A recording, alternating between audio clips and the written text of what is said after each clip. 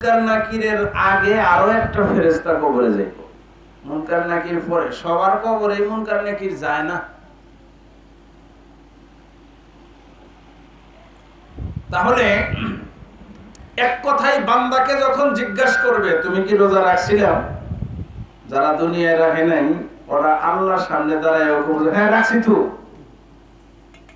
মানে বাঁচার ভয়ে, মানে ওই মরার মায়ের খাওয়ার ভয়ে সে ওখানে দাঁড়ায়ও বলবে রোজা রাখছিলাম, নামাজ পড়ছিলাম, যাকাত ফরজ হয়েছিল দিছিলাম, কিন্তু এগুলো একটাও পড়ে নাই, মিথ্যা কথা কব। আমি সূরাতুল ইয়াসিন থেকে একটা আয়াত পড়ছি, গুনাহ যারা করো চিন্তা ভাবনা কইরা কইরো, কেন এই মুখ আর ওই দিন মুখ থাকবো না, কারণ এইখানে তালা মাইরা দিবে, অঙ্গ প্রত্যঙ্গ সাক্ষী দিবে। সুবহানাল্লাহ, বড় বেকায়দা আছে। আল্লাহ বলেন আল-ইয়াওমা নাখতিমু আলা আফওয়াহিহিম ওয়া তুকাল্লিমুনা আইদিহিম ওয়া তাশহাদু আরজুলুহুম বিমা কানু ইয়াকসিবুন। এই আয়াতে আল্লাহ কি বলছেন? জবান যখন বান্দা মিথ্যা কথা বলবে আল্লাহর সামনে দাঁড়ায়ও একটু খায়া নই, ঠান্ডা হয়ে যাবো, তাই না? আপনারাও চুমুক মারতেছেন, আমি একটু দেই, ঠান্ডা হয়ে যেতেছে। হুজুর খাইছেন তো?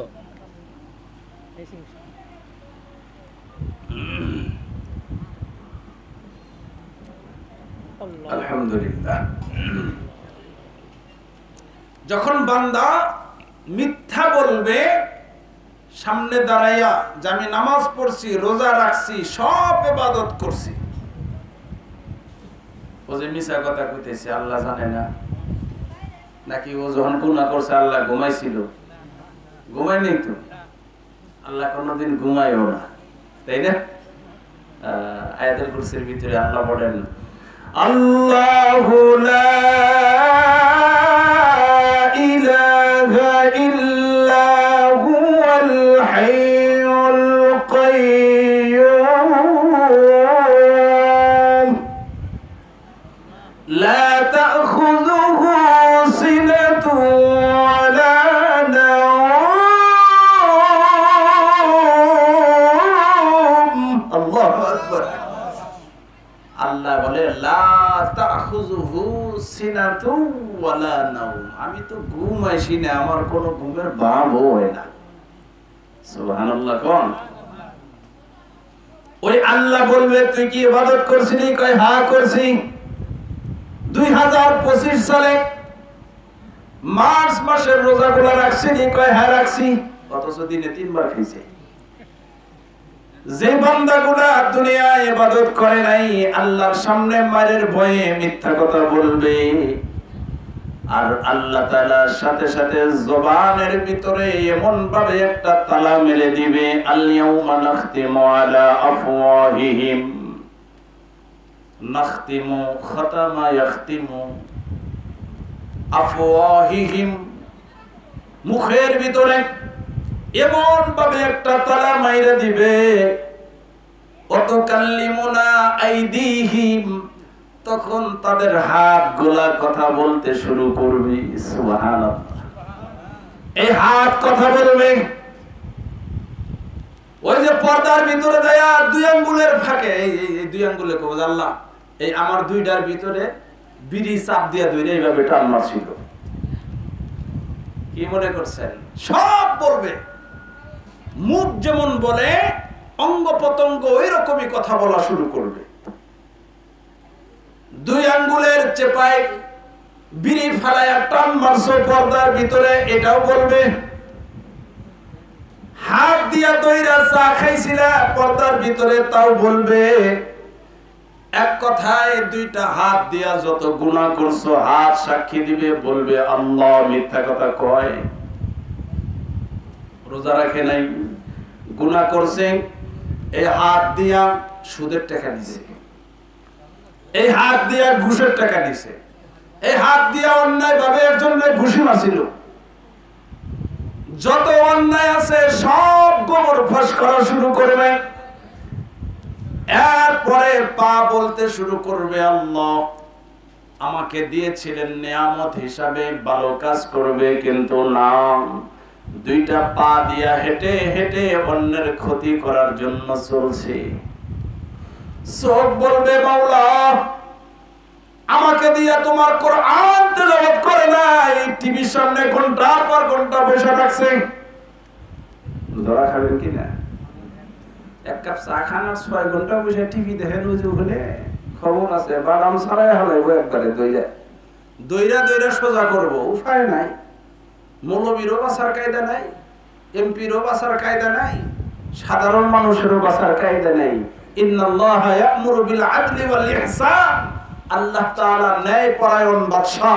তখন ওখানে দাঁড়ায়া যেটা প্রতিষ্ঠা করবে, বান্দা কিঞ্চিত পরিমাণ গুনাহ করলে ফামান ইয়ামাল মিসকালা যাররাতিন খাইরান ইয়ারা ওয়া মান ইয়ামাল মিসকালা যাররাতিন শাররান ইয়ারা।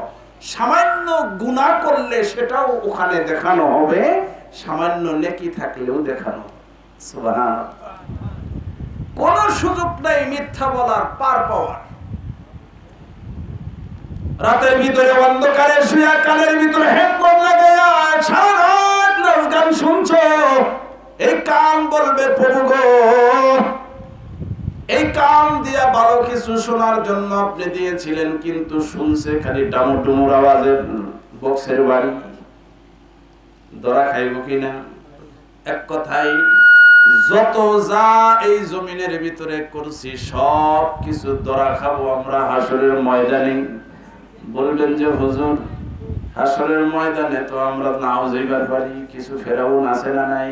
মরমনা জীবনে আল্লাহ কয় ওয়াত্তাকু ইয়াওমান তুরজাউনা ফীহি ইলাল্লাহ সুম্মা তুওয়াফা কুল্লু নাফসিন মা কাসাবাত ইয়াওমান তুরজাউনা ফীহি ইলাল্লাহ। এর আগেই বলছে ওয়াত্তাকু, ভয় করো। কোন সময়ের ভয় করবা? ইয়াওমান তুরজাউনা ফীহি ইলাল্লাহ, আমার সামনে তোমাকে আসতেই হবে, দাঁড়াইতেই হবে। সুবহানাল্লাহ। এইটাই মনে কইরো না যে আমার এই জীবনই শেষ, 60 বছরের জীবন পাইছিলাম, দুনিয়াটা মস্ত বড়, খাও দাও ফুর্তি করো। না, তোমার খাও দাও ফুর্তি করার হিসাব আছে। ইয়াওমান তুরজাউনা ফীহি ইলাল্লাহ, আল্লাহ ধমক দিয়ে বলতেছে ভয় কর, আমার সামনে তোদের দাঁড়াইতেই হবে। আর যখন দাঁড়াইবি, কি নিয়ে দাঁড়াইবি 60 বছর চিন্তা ভাবনা কইরা তারপরে আসিস। বুঝতেছেন তো? বেজাল আছে? এই যে দিছে 60-70 বছর ঘোরাফেরা করার জন্য, এমনিই না, ওই দিন কি নিয়ে দাঁড়াইবা ওই চিন্তা করার জন্য দুনিয়ায় 60 বছর দিছে তোমারে।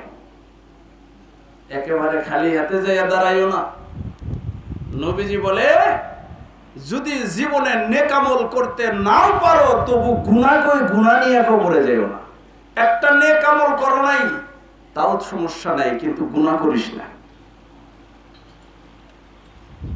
নবীজির কাছে এক সাহাবী এসে জিজ্ঞাসা করে, ইয়া রাসূলুল্লাহ, এক লোক দিনের বেলায় মানুষের ক্ষতি করে, গুনাহ করে, রাত্রে সারা রাত দাঁড়াইয়া নফল ইবাদত করে। আরেক লোক দিনেকের ক্ষতিও করে না, গুনাহও করে না, রাত্রে কোনো ইবাদতও করে না, ঘুমায়। এই দুইজনের ভিতরে উত্তম কে? নবীজি বলল যে ঘুমায় সেই উত্তম। সুবহানাল্লাহ। ও ঘুমাইছে, নেক আমল করে নাই, আবার দিনেকের ক্ষতিও করে নাই। কিন্তু আরেকজন সারাদিন অন্যায় করে, রাতে তাহাজ্জুদ পড়ে। কিছু কিছু আছে না, ক্ষেতের আইলের ভিতরে গামছা বিছাইয়া নফল নামাজ পড়ে, আইল কাইটা দিয়ে কয় পানি যাইতে থাকে, আমি নামাজ পড়ি। আছে না নাই? রাতের বেলায় গরু ছেড়ে দিয়ে আর একজনের কালাই খিলাইয়া তাহাজ্জুদে দাঁড়াইয়া গেছে। আর তাহাজ্জুদের কি দাম আছে কর? গরু ছেড়ে দিয়া খিলাইতেছে আর ওগুলো দাঁড়াইয়া তাহাজ্জুদ পড়তেছে। কেউ যদি দেখে কবে যে আরে হুজুর হাইরে কত ভালো গো নামাজ পড়তেছে, কিন্তু হুজুর যে এখানে কি নিয়ে নামাজ পড়তেছে এইটা তো আর কেউ বোঝে না। আমার বন্ধু, আমার বাবাজিরা, আলোচনা বেশি লম্বা নয়, সংক্ষিপ্ত কথায় ওয়াজ হবে কম কিন্তু বুঝতে হবে বেশি। ওয়াজ হবে কম, জানবো কম কিন্তু মানবো বেশি। কি কন? জানবো কম মানবো বেশি। জানি অনেক বেশি, মানি না এক টুকরাও, লাভ নেই। কি কন? লাভ আছে? শিক্ষার বড়ে, সার্টিফিকেটের পরে আলমারির এক পায়া গাইতে নিচের দিকে ডাইবা গেছে। সার্টিফিকেট দিয়া এত কিছু অর্জন করছে কিন্তু মানবতা এখন পর্যন্ত মনুষ্যত্ব ঢুকাইতে পারে নাই। ওই সার্টিফিকেট দিয়া লাভ কি? কি কর? আগে ছোটবেলায় সাইকেল চালাইয়া যখন যাইতাম, সামনে একজন মুরব্বী দেখলে লাভ দিয়ে নাইবা সাইকেল ধাক্কাই নিয়ে যাইতাম। পড়ালেখা তখন শিখছিলামই না, তাও সাইকেল ধাক্কাই নিয়ে যাইতাম। আর এখন মুরব্বীর সামনে যায় হোন্ডা বড় জোরে জোরে পিপিপ দিয়ে যায়, এটা বিড়ি ধরায়। কি কর? লাডুম খেলাইছি, পকেটে লাডিম থাকছে। যদি দেখছি যে একজন মুরব্বী আসতেছে, লাডিম পকেটে নিয়ে আলগোস্তে চুপচাপ দাঁড়ায় থাকছি সম্মানার্থে, কারণ ও কাইরে অনিবার করে। কি কর? আর এখন এই সম্মান আছে? এ বাড়ি ও বাড়ির ভিতরে মহব্বত নাই। একজন আর একজনের দেখবার পারে না, কারণ ওর যা আছে আমারও কি কম আছে? কি কর? টাকা যত বাড়ছে মানুষের হিংসা অহংকার তত বাড়ছে। এক সময় টাকা পয়সা কম ছিল, একে অপরের মহব্বতটা বেশি ছিল। আমার বন্ধু, আমার বাবাজিরা, যেই কথাটা বলতেছিলাম, হাসরের ময়দানে সবাই ধরা খাবে। আল্লাহ তাআলা সূরাতুল ইয়াসিনের ভিতরে এই আয়াতে কারিমা বান্দার মাঝে এক বেড়াস করে জানাইয়া দিলেন, বান্দারে ধরা কিন্তু খাবি। তোর জবান যখন মিথ্যা বলবে, সমস্ত শরীর গোড়া তোর বিপক্ষে সাক্ষী দেওয়া শুরু করবে। এই প্রশ্নটাও আমি দুনিয়ায় ফাঁস করে দিছি। মরার পরে আবার মনে মনে আফসোস করবি আর আমারে গাইল দিবি। আল্লাহ যদি এই কথাটা দুনিয়ায় জানায় দিত, তাহলে আগের থেকেই সোজা হয়ে আসতাম।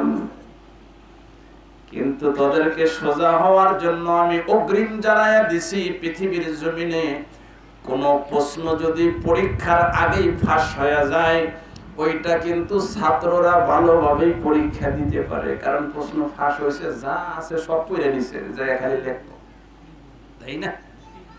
কিন্তু হাসরের ময়দান সম্পর্কে যত প্রশ্ন আছে, সমস্ত প্রশ্ন আল্লাহ তাআলা কোরআনে হাকিমের ভিতরে, নবী পাকের হাদিসে পাকের ভিতরে সবকিছু হাসরের ময়দান সম্পর্কে, কবরের জগৎ সম্পর্কে, জান্নাত সম্পর্কে, জাহান্নাম সম্পর্কে ফাঁস করে দিয়েছে।